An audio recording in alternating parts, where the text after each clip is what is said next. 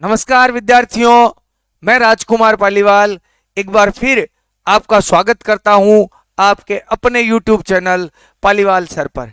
जैसा कि अभी 10वीं और 12वीं की परीक्षाएं होनी है, तो उन परीक्षाओं में नक्शे यानी मैप को भरने का एक बहुत ही बेहतरीन प्रश्न आता है जिसमें पूरे के पूरे नंबर प्राप्त किए जा सकते हैं। तो बोर्ड परीक्षाएं अब होने वाली है, तो मैंने बच्चों से वादा किया था कि भाई मैं आपको नक्शा भरना सिखाऊंगा। लेकिन कई दिनों के बाद जो है वो हमारे एक सर हैं जो शादी में व्यस्त थे, तो आज उनसे भेंट हुई। तो उनसे मैंने कहा कि सर बच्चों को थोड़ा नक्शा बता दीजिए। वेदपाल जी मलवाणी सर हैं जो भूगोल के बहुत ही एक्सपर्ट जानकार हैं। तो आज के इस वीडियो में वेदपाल जी सर जो है वो आपको भारत के नक्शे को भरना और जो भारत के प्रमुख स्थान जो वास्तव में परीक्षा में पूछे जाते हैं उनके बारे में बताएंगे। तो मैं वेदपाल जी सर का हार्दिक स्वागत करता हूं जो आज आपको भारत का नक्शा भरना सिखाएंगे और निश्चित तौर से आपके लिए बहुत ही शानदार क्लास होने वाली है।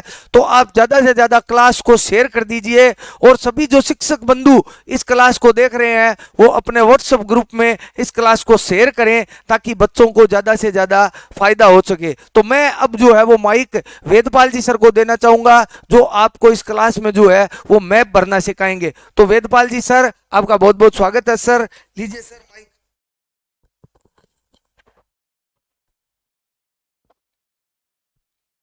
थैंक यू पालीवाल सर, और थैंक यू मेरे साथियों। और आज की जो ये क्लास है, इस क्लास में ज्योग्राफी का पूरा भारत का मैप, इसके कुछ प्रमुख क्षेत्र, उसके अंतर्गत जितने भी चाहे वो राज्यों की राजधानियां हो चाहे प्रमुख प्रमुख नगर हो, इनके बारे में बताऊंगा। लेकिन एकमात्र बताने से सब कुछ नहीं होता साथियों, बहुत कुछ करना पड़ता है।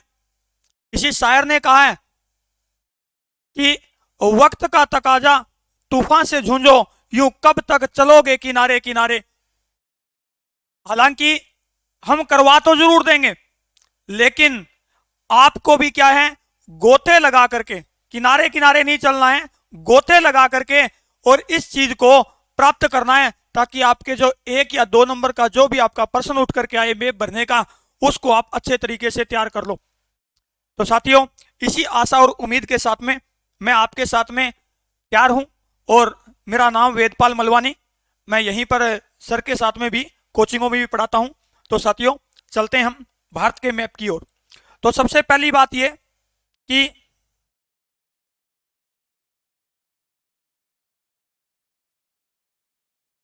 हम जो इसमें पढ़ें, तो सबसे प्रारंभ के अंदर हमारे को राज्यों की जानकारी होनी चाहिए और हम एक एक राज्य के बारे में जानकारी लेंगे। तो देखिए साथियों, यहां पर ये जो क्षेत्र है, इस क्षेत्र के अंतर्गत ये जम्मू कश्मीर है। और जम्मू कश्मीर 2019 में केंद्र शासित प्रदेश बनाने के बाद में आपका जो ये क्षेत्र है ये जम्मू कश्मीर कहलाता है, और इस साइड का ये जो भाग है ये साथियों लद्दाख कहलाता है। तो ये 2 केंद्र शासित प्रदेश हो गए, और उससे पहले जम्मू कश्मीर एक राज्य था। अब वर्तमान में जम्मू कश्मीर है, इसकी जो राजधानी है साथियों उसका नाम है श्रीनगर। इसी प्रकार से लद्दाख की जो राजधानी है उसका नाम है साथियों ले। तो लद्दाख की राजधानी ले और जम्मू कश्मीर की जो राजधानी है वो है साथियों श्रीनगर। तो दोनों के दोनों क्षेत्र आपको स्पष्ट तौर पर दिख रहे होंगे। जिस प्रकार से मैं ये बना रहा हूं, इसका ये वाला जो भाग है, यानी मैं नंबर 1 लिख दूं, ये तो है जम्मू कश्मीर, और इस साइड का मैं 2 लिख दूं, ये है साथियों लद्दाख। इसके बाद में यहां पर जो ये क्षेत्र पड़ रहा है ये है साथियों हिमाचल प्रदेश, और हिमाचल प्रदेश की जो राजधानी है वो है साथियों शिमला। कौन सी राजधानी है? शिमला। इसके बाद में इसके ठीक नीचे ये जो क्षेत्र है ये है साथियों उत्तराखंड।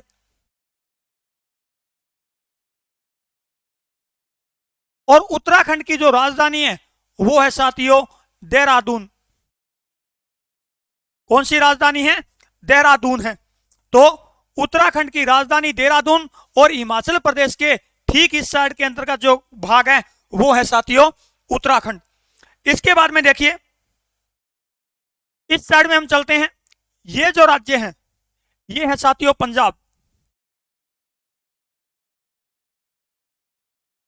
और पंजाब की जो राजधानी है वो है साथियों चंडीगढ़।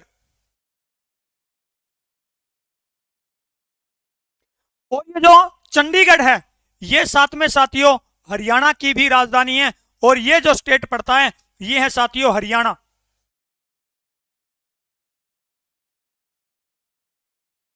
और मैं हरियाणा का जो क्षेत्र है इसमें मैं साथ में लिख देता हूं ताकि आपको समझ में आ जाए। HR। तो ये साथियों हरियाणा, और हरियाणा की भी राजधानी कौन सी है? चंडीगढ़ है। और चंडीगढ़ राजधानी के साथ साथ, ये जो चंडीगढ़ है ये राजधानी के साथ साथ एक केंद्र शासित प्रदेश भी है।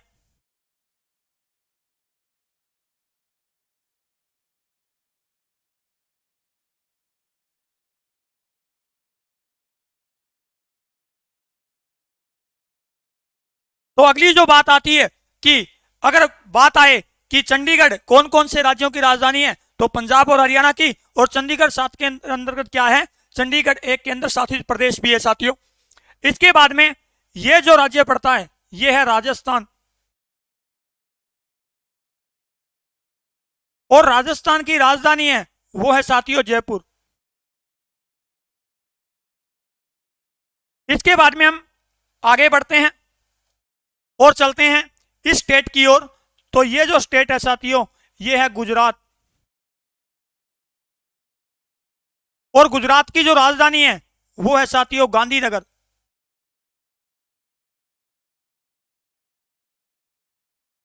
गुजरात की राजधानी कौन सी है? तो आप बताओगे गांधीनगर। इसके बाद में ठीक बीच में ये जो क्षेत्र है ये है मध्य प्रदेश। और मध्य प्रदेश की राजधानी है साथियों भोपाल। भोपाल जो राजधानी है ये राजधानी मध्य प्रदेश की है।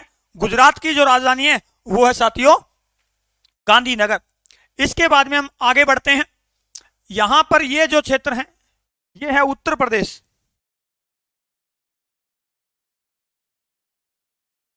और उत्तर प्रदेश की राजधानी है साथियों लखनऊ। कौन सी राजधानी है? तो उत्तर प्रदेश की राजधानी है वो है लखनऊ। इसके बाद में हम और आगे बढ़ते हैं।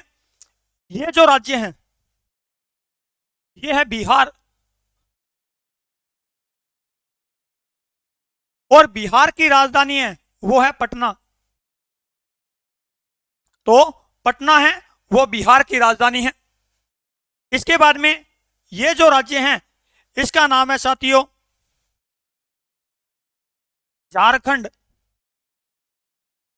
और झारखंड की जो राजधानी है वो है रांची। कौन सी राजधानी है झारखंड की? तो रांची। इसके बाद में ठीक देखिए झारखंड और मध्य प्रदेश के बीच में ये जो क्षेत्र है ये है साथियों छत्तीसगढ़। और छत्तीसगढ़ की जो राजधानी है उसका नाम है रायपुर। तो कौन सा नाम है छत्तीसगढ़ की राजधानी का? तो वो है साथियों रायपुर, छत्तीसगढ़ के लिए। इसके बाद में हम आगे बढ़ते हैं और इस साइड में हम पढ़ते हैं महाराष्ट्र।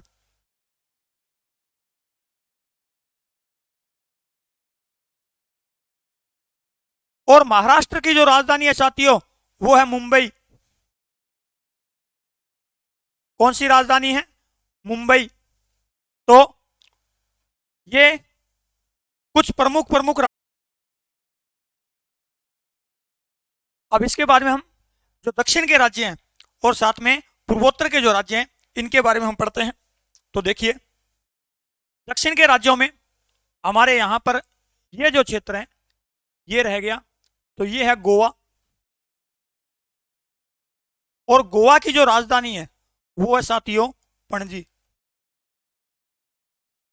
कौन सी राजधानी है गोवा की? तो पणजी। इसके बाद में ये जो राज्य हैं ये है साथियों कर्नाटक, और कर्नाटक की जो राजधानी है वो है बेंगलोर। इसके बाद में ये जो राज्य हैं ये है केरल, और केरल की जो राजधानी है वो है तिरुवनंतपुरम।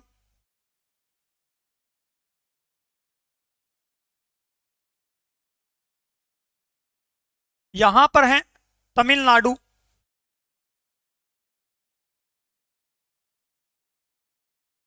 और तमिलनाडु की राजधानी चेन्नई। इसके बाद में देखिए ये जो राज्य हैं यहां पर ये आंध्र प्रदेश है, और आंध्र प्रदेश है वो दो भागों में बंटा हुआ है साथियों। अगर देखें हम तो ये जो ऊपर का भाग है ये है साथियों तमिल तेलंगाना,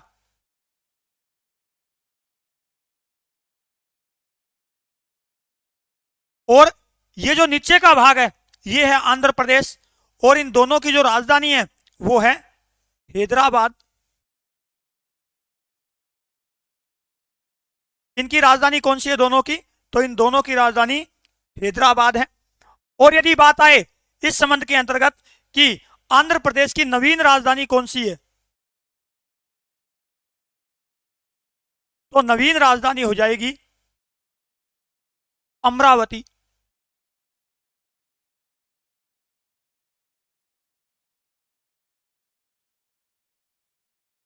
अमरावती इसकी नवीन राजधानी हो जाएगी। तो ये कुछ महत्वपूर्ण दक्षिण के राज्य। इसके बारे में देखिए ये जो राज्य हैं ये है ओडिशा, और ओडिशा की राजधानी है वो है भुवनेश्वर। ये जो राज्य हैं ये है पश्चिम बंगाल, और पश्चिम बंगाल की राजधानी है साथियों कोलकाता। कोलकाता है ये पश्चिम बंगाल की राजधानी है। इसके बाद में ये जो छोटा सा राज्य दिखाई दे रहा है ये है सिक्किम,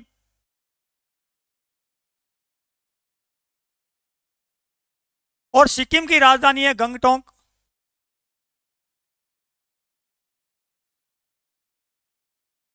ये जो राज्य हैं ये है अरुणाचल प्रदेश,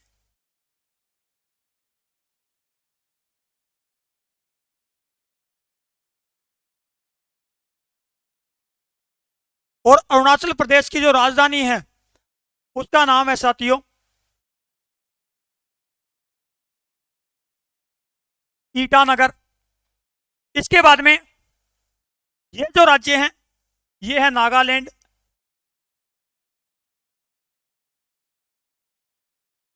और नागालैंड की जो राजधानी है वो है साथियों कोहिमा। कोहिमा नागालैंड की राजधानी है।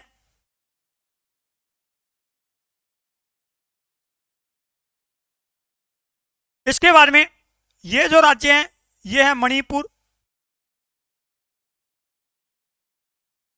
और मणिपुर की जो राजधानी है उसका नाम है इम्फाल।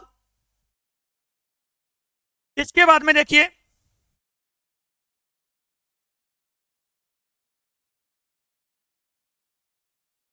ये जो राज्य हैं ये है मिजोरम, और मिजोरम की राजधानी है आइजोल। मिजोरम की राजधानी आइजोल है।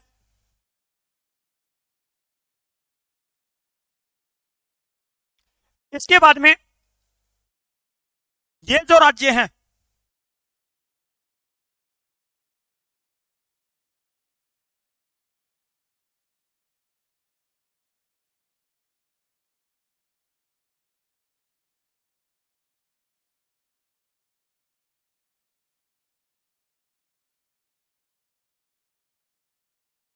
इसका नाम है त्रिपुरा,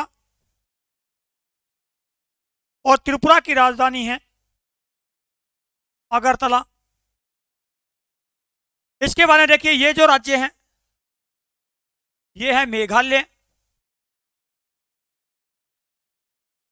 और मेघालय की राजधानी शिलोंग है। इसके बाद में ये जो राज्य हैं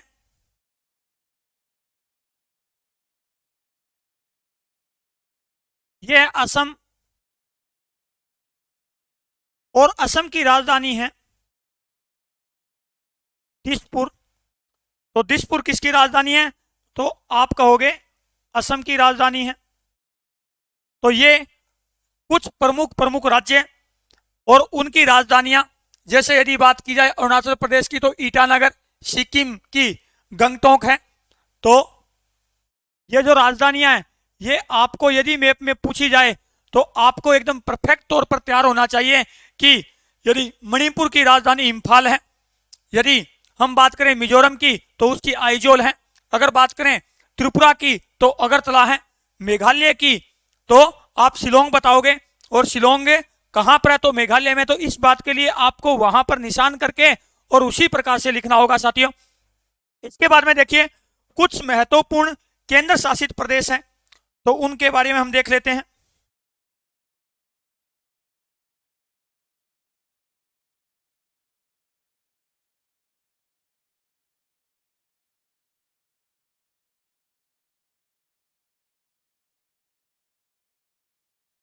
तो देखिए यहां पर एक, अगर आप अच्छे तरीके से देख रहे हैं तो यहां एक क्षेत्र दिखाई दे रहा है, इसके बाद में यहां पर भी एक क्षेत्र है, और यहां पर एक द्वीप है। तो देखिए ये जो स्थान है इसका नाम है दादर नगर हवेली।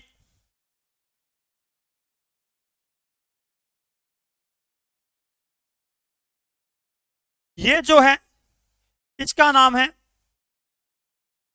दमन, और इसका नाम है दीव।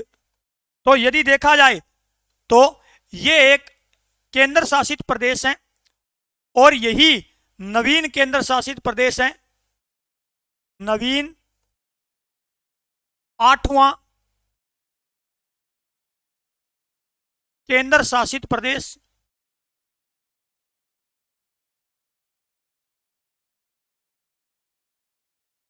और इसका नाम क्या है साथियों? तो देखिए इसका मैंने ये जो अलग अलग है ये क्षेत्र बताए, जैसे दादर नगर हवेली, दमन और दीव, लेकिन अगर हम इसको एक साथ में संयुक्त रूप से पढ़ें तो इसका जो नवीन 8वें केंद्र शासित प्रदेश का जो नाम है वो है साथियों दमन दीव एवं दादर नगर हवेली।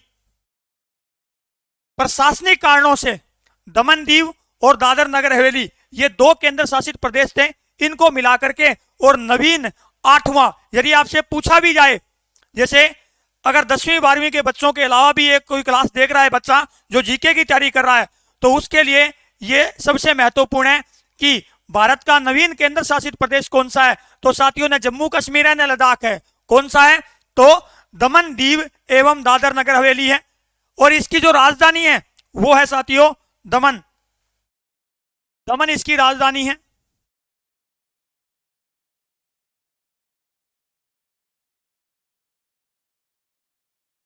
दमन इसकी क्या है? राजधानी है। इसके बारे में देखिए ये जो क्षेत्र है ये है लक्षद्वीप,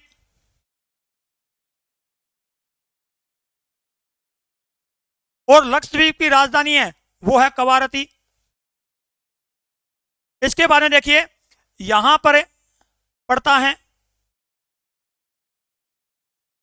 पुडुचेरी, और पुडुचेरी की राजधानी भी पुडुचेरी ही है। इसके बारे में देखिए ये जो क्षेत्र है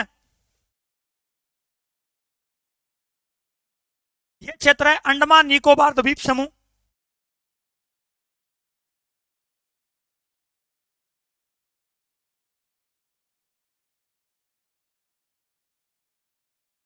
और इसकी जो राजधानी है उसका नाम है पोर्ट ब्लेयर। अंडमान निकोबार द्वीप समूह की जो राजधानी है इसका नाम क्या है, तो पोर्ट ब्लेयर है। तो ये साथियों कुछ प्रमुख केंद्र शासित प्रदेश और इसके साथ में क्या है, उनकी राजधानियां हैं। और एक महत्वपूर्ण जो पॉइंट है वो ये है कि जो दिल्ली है वो ये है उत्तर प्रदेश और हरियाणा की सीमा में, यहां पर इन दोनों के मध्य में दिल्ली पड़ता है। तो ये महत्वपूर्ण केंद्र शासित प्रदेश और साथ में उनके राज्य और उनकी राजधानियां। अब हम कर लेते हैं साथियों कुछ प्रमुख नगर, तो वो नगर कहां पर हैं और उनके बारे में कोई अगर महत्वपूर्ण विशेषता होगी तो वो भी मैं आपको बोलूंगा। तो देखिए सबसे पहले अगर हम चले जाएं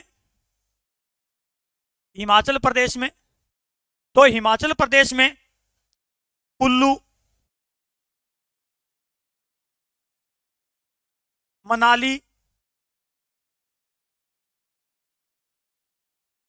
धर्मशाला, ये महत्वपूर्ण नगर है। इसी प्रकार से यदि हम आ जाएं उत्तराखंड,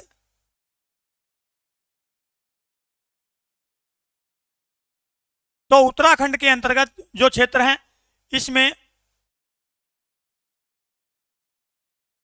नैनीताल,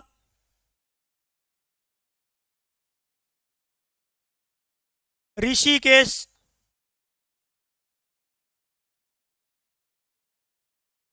हरिद्वार,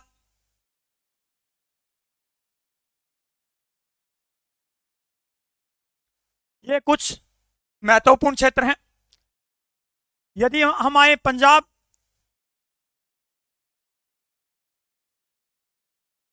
तो पंजाब में अमृतसर, मोहाली, ये क्षेत्र हैं। यदि हम आए हरियाणा,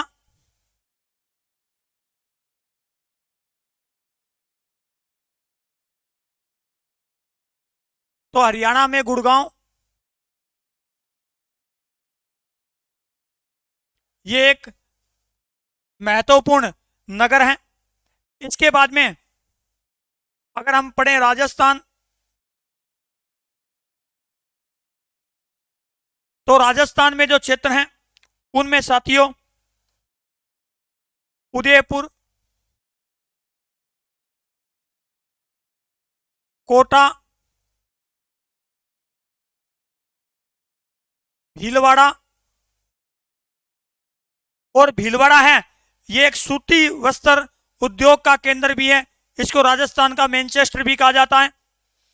इसके साथ में जयपुर इसकी राजधानी है, तो ये भी एक महत्वपूर्ण नगर है। इसके बाद में यदि हम पढ़ें गुजरात में,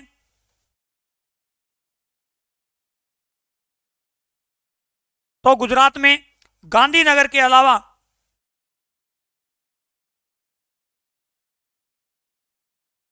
जामनगर, सूरत, अहमदाबाद, ये महत्वपूर्ण क्षेत्र है गुजरात के। गांधीनगर के अलावा गुजरात में सूरत, जामनगर, अहमदाबाद। इसके बाद में देखिए आगे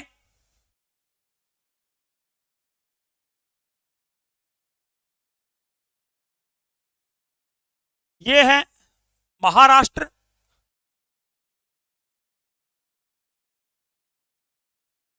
तो महाराष्ट्र में मुंबई के अलावा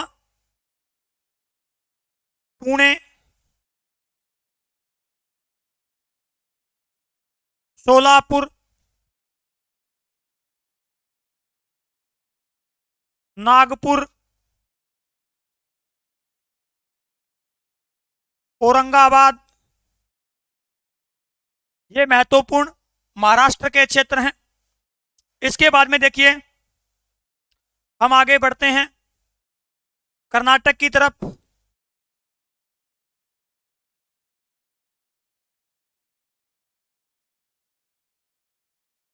तो कर्नाटक में मैंगलोर,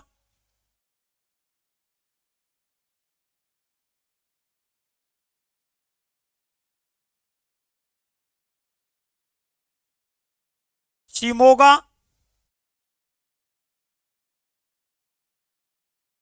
मैसूर, ये महत्वपूर्ण नगर हैं। इसके बाद में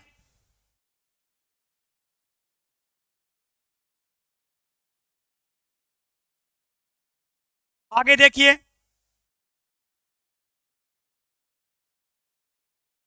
केरल, तो केरल में कोची, ये एक महत्वपूर्ण क्षेत्र है। अगर हम बढ़ें तमिलनाडु की तरफ, तो तमिलनाडु में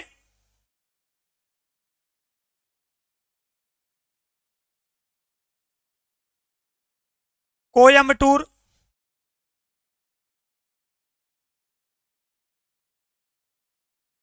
एक महत्वपूर्ण क्षेत्र है। और इसे क्या है, तमिलनाडु का मैनचेस्टर और दक्षिणी भारत का मैनचेस्टर भी इसको कहा जाता है। इसके बाद में देखिए मध्य प्रदेश, तो मध्य प्रदेश में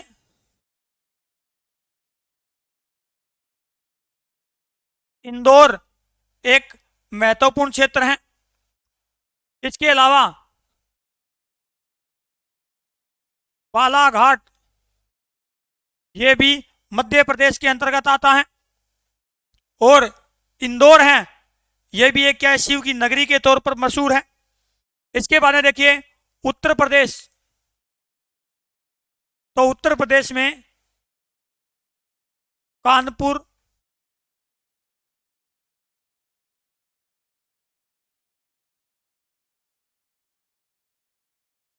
प्रयागराज, सहारनपुर,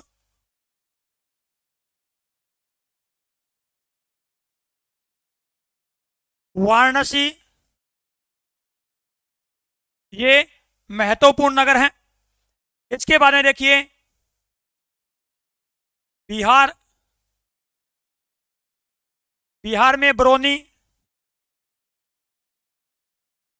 गया, ये पाटलिपुत्र बिहार जो पटना इसकी राजधानी है। इसके अलावा बरौनी और गया कुछ महत्वपूर्ण क्षेत्र हैं।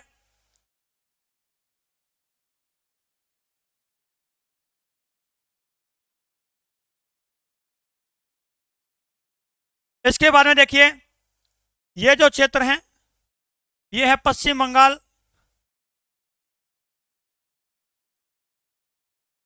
पश्चिम बंगाल में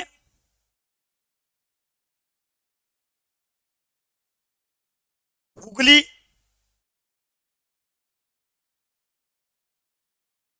दार्जिलिंग जो चाय के लिए प्रसिद्ध है, यह भी पश्चिम बंगाल के अंतर्गत आता है। ओडिशा, ओडिशा में कटक, साथ में ओडिशा में ये जो स्थान दिए दिखाई दे रहा है, तो ये साथियों चिल्का झील है।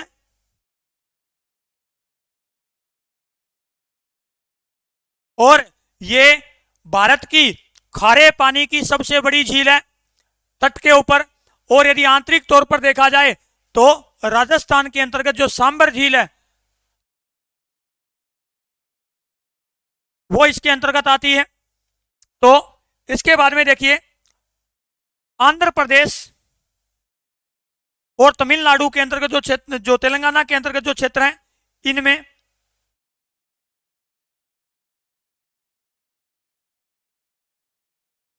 विजयवाड़ा, अमरावती और इसके साथ में एक नगर और विशाखापट्टनम,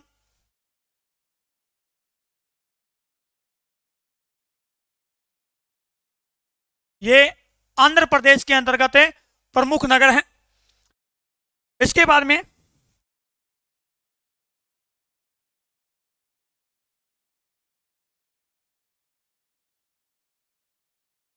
अगर हम देखें असम में यहां पर एक नगर है, उसका नाम है गुवाहाटी, और इसी को क्या है, पूर्वी भारत का स्टॉक एक्सचेंज कहा जाता है। तो गुवाहाटी है, ये असम राज्य के अंतर्गत पड़ता है।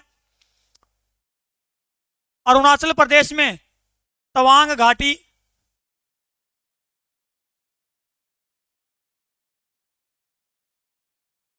सिक्किम में चुम्बी घाटी, ये कुछ प्रमुख घाटियां हैं जो भारत और चीन के मध्य में भी एक महत्वपूर्ण सामरिक दृष्टि के जो क्षेत्र हैं इसके अंतर्गत आते हैं। तो ये कुछ प्रमुख प्रमुख नगर है साथियों, जो 10वीं 12वीं की क्लास में बहुत ही महत्वपूर्ण तौर पर पूछे जाते हैं कि जैसे विजयवाड़ा कहाँ है, तो आंध्र प्रदेश में है। कटक कहाँ है, तो ओडिशा में है। गुवाहाटी कहाँ है, तो असम में है। कोटा कहाँ है, तो साथियों कोटा राजस्थान के अंतर्गत आता है। अमृतसर ये पंजाब में है, और अमृतसर के अंदर ही स्वर्ण नगरी या स्वर्ण मंदिर स्थित है, इसलिए इसको स्वर्ण नगरी भी कहा जाता है। तो देखिए ये महत्वपूर्ण क्षेत्र इंदौर मध्य प्रदेश में है। तो इन क्षेत्रों के बारे में यदि आपसे पूछा जाए तो आप मैप के अंदर जिस प्रकार से मैं बता रहा हूं उसी प्रकार से निशान लगा करके और उसको आप भर दोगे कि यहां पर ये क्षेत्र है। जैसे ब्रोनी, तो बिहार के अंतर्गत ब्रोनी पड़ता है, तो आप बिहार का मैप के अंतर्गत ये होना चाहिए कि ये बिहार राज्य है, और उसके अंतर्गत से एक चिन्ह बना करके और आप ब्रोनी नाम लिख दोगे तो आपका 1 नंबर पक्का हो जाएगा। तो ऐसे ऐसे कुछ क्षेत्र। अब इसके बाद में देखिए आगे,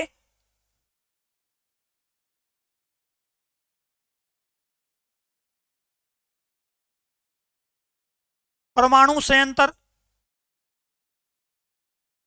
तो देखिए साथियों भारत में बहुत है परमाणु संयंत्र, तो लेकिन महत्वपूर्ण जो परमाणु संयंत्र है इसमें देखिए राजस्थान में जो है रावत भाटा।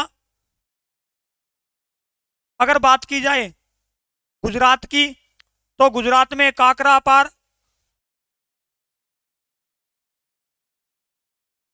अगर बात की जाए महाराष्ट्र की, तो महाराष्ट्र में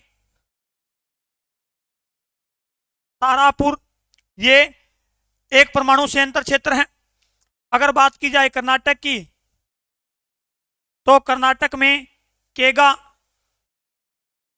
अब इसके बाद में देखिए यदि तमिलनाडु में देखा जाए, तो तमिलनाडु में कलपक्कम, ये एक क्षेत्र है जो तमिलनाडु के अंतर्गत आता है। और इसी के साथ में कुडनकुलम,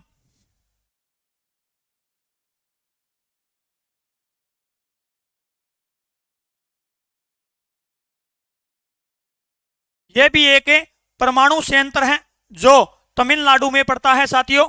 तो देखिए रावतभाटा ये राजस्थान में है, काकरापार ये गुजरात में है, तारापुर ये महाराष्ट्र में है, केगा ये कर्नाटक में है, और कलपक्कम और इसके साथ में कुडनकुलम ये तमिलनाडु के अंतर्गत महत्वपूर्ण क्षेत्र है। अब देख लीजिए यहीं पर ही हम महत्वपूर्ण बंदरगाह देख लेते हैं।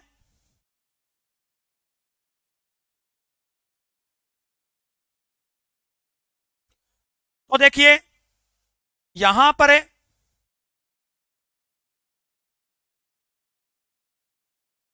कांडला बंदरगाह है,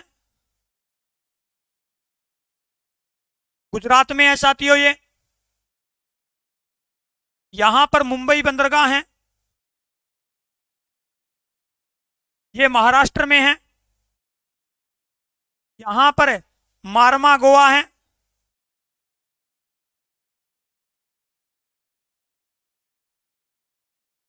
और ये गोवा में है। इसके बाद में यहां कर्नाटक में मैंगलोर है।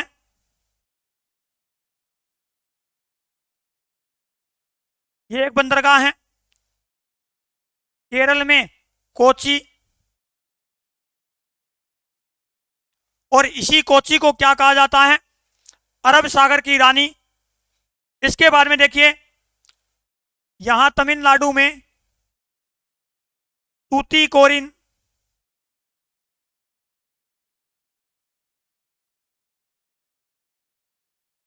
चेन्नई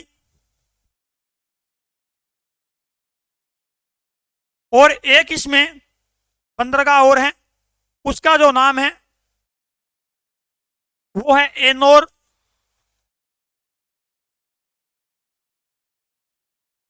आंध्र प्रदेश में विशाखापट्टनम,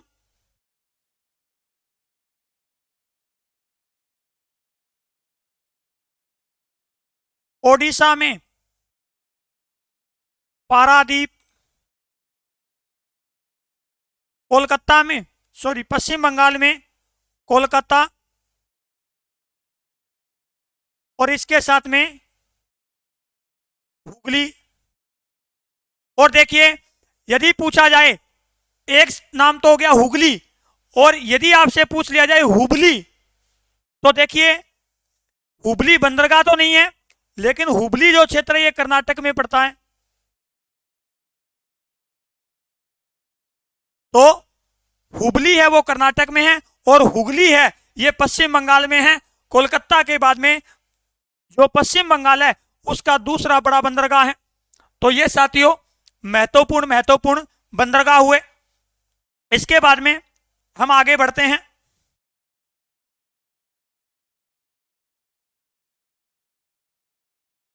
दो तीन राष्ट्रीय राजमार्ग मैं आपको करवा रहा हूं, इनके पुराने नाम भी और इनके नए नाम भी। तो देखिए, सबसे पहले देखिए यहां दिल्ली से कोलकाता, कोलकाता से चेन्नई, चेन्नई से मुंबई, और मुंबई से वापस से दिल्ली के लिए। इसे कहा जाता है स्वर्णिम चतुर्भुज योजना या राष्ट्रीय महामार्ग परियोजना। तो इसके अंतर्गत देखिए, ये जो राष्ट्रीय राजमार्ग पड़ता है, यहां पर जो है वो 1 और 2 नंबर है, एनएच है, उसके ऊपर है, बना हुआ है दिल्ली से कोलकाता के मध्य में। और वर्तमान में अगर पूछा जाए तो इसका वर्तमान नंबर संख्या कौन सी है, तो वर्तमान नंबर संख्या इसकी 19 है, एनएच 19 है। इसी प्रकार से देखिए, ये जो राजस्थान से होते हुए जा रहा है ये है एनएच 8।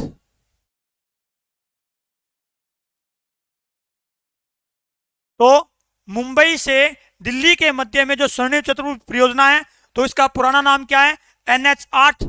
इसके बाद में देखिए, जो मुंबई से लेकर के और चेन्नई के मध्य का जो भाग है, ये जो पुराना नाम इसका कौन सा है, तो एनएच 4। और चेन्नई से कोलकाता के बीच में जो है, इसका जो पुराना नाम है ये है एनएच 5।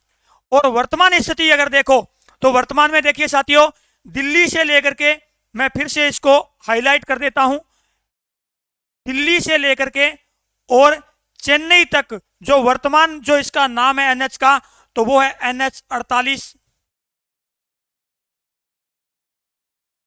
एनएच 48 है, ये दिल्ली से मुंबई और मुंबई से चेन्नई के लिए जो राष्ट्रीय महामार्ग परियोजना स्वर्णिम चतुर्भुज परियोजना है, उसका जो हिस्सा है वो। और इसी प्रकार से चेन्नई से लेकर के और कोलकाता के मध्य में जो इसका जो नया नाम है वो है साथियों एनएच 16। इसके बाद में देखिए, अगला जो महत्वपूर्ण पॉइंट है वो ये है कि श्रीनगर से लेकर के और कन्याकुमारी तक जो राष्ट्रीय राजमार्ग है, तो इसकी जो संख्या है वो वर्तमान में कौन सी है, तो एनएच 44 है, और यही देश का सबसे लंबा एनएच है। तो ये महत्वपूर्ण है। साथ में यदि बात की जाए एनएच 44 है क्या, तो ये उत्तर दक्षिण गलियारा है साथियों। उत्तर दक्षिण गलियारा जो श्रीनगर से शुरू होकर के और कन्याकुमारी तमिलनाडु के अंतर्गत जाकर के रुकता है, भारत के दक्षिणी पॉइंट पर। इसी प्रकार से यदि देखा जाए तो गुजरात से होता हुआ असम तक पूर्व पश्चिम गलियारा, और इसका जो नया नाम है साथियों वो है NH-27। ठीक है, तो इसे पूर्व पश्चिम गलियारा भी कहा जाता है। स्वर्णिम चतुर्भुज परियोजना के साथ में जो इसका दूसरा भाग था, इसे उत्तर दक्षिण और पूर्व पश्चिम गलियारा कहा गया था। तो उसी के अंतर्गत क्या है, उत्तर दक्षिण गलियारे में NH-44 जो देश का सबसे लंबा नेशनल हाईवे है, और पूर्व पश्चिम गलियारे के अंतर्गत है NH-27, ये पूर्व पश्चिम गलियारे का भाग आता है साथियों। तो ये महत्वपूर्ण बंदरगाहों के बाद में राष्ट्रीय राजमार्ग हो गए। इसके बाद में देखिए आगे यदि हम देखें तो सबसे पहले मैं आपको कुछ फसलों के बारे में कह दूं। चावल भारत की एक प्रमुख खाद्यान्न फसल है, और ये जो फसल है ये उत्तरी भारत के मैदान में बोई जाती है। इसके अलावा ये जो फसल है ये इस क्षेत्र के अंतर्गत गोदावरी नदी तंत्र है, यहां पर प्रायद्वीप के भारत में सबसे ज्यादा बोई जाती है। यही जो क्षेत्र है इसके अंतर्गत ही गेहूं सर्वाधिक बोई जाती है। जैसे खरीफ के मौसम में या वर्षा ऋतु के समय में तो चावल, और रबी के मौसम में जो गेहूं बोई जाती है वो भी उत्तरी भारत के मैदान में ही बोई जाती है। इसके बाद में देखिए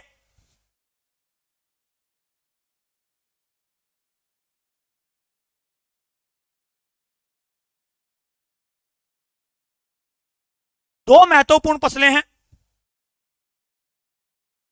चाय और मैं यहां लिख देता हूं कॉफी। तो कॉफी है ये पश्चिमी घाट की पहाड़ियों में महाराष्ट्र, कर्नाटक और जो केरल का क्षेत्र है इसमें बोई जाती है, और सबसे ज्यादा जो कॉफी का उत्पादन होता है वो साथियों कर्नाटक में होता है। इसी प्रकार से असम, पश्चिम बंगाल का दार्जिलिंग और मेघालय क्षेत्र है ये चाय के लिए प्रसिद्ध है। ठीक है, और असम है ये सर्वाधिक चाय पैदा करता है। तो यदि आपसे चाय उत्पादन क्षेत्र पूछा जाए तब आप असम के आसपास के राज्य लिखोगे, और यदि आपको कॉफी उत्पादन क्षेत्र पूछा जाए तो आप क्या है कर्नाटक और इसके आसपास के जो राज्य हैं इनके बारे में कहोगे। इसी प्रकार से यहां पर यह जो क्षेत्र पड़ता है इस क्षेत्र में जूट का उत्पादन होता है, और जूट है साथियों ये जो हमारे अनाज भरने वाली जो बोरियां होती है उसके अंतर्गत काम में आता है। इसके जो पूरा का पूरा जो पौधा होता है इसको जब भिगोने के बाद में इसका रेशा निकलता है, उसी से क्या है इसका तंतु बना करके, और उसके बाद में उसको क्या है जो अनाज की जो बोरियां है वो बनाई जाती है। इसके साथ में वर्तमान में जो कपड़े के जो पैकिंग के लिए जो आते हैं, जो पॉलीथीन का प्रयोग है वो बंद करने के कारण जो शुरू हुए हैं, तो वो भी क्या है जूट से ही बनाए जाते हैं साथियों। इसके बाद में देखिए यदि बात आए कपास के उत्पादन की,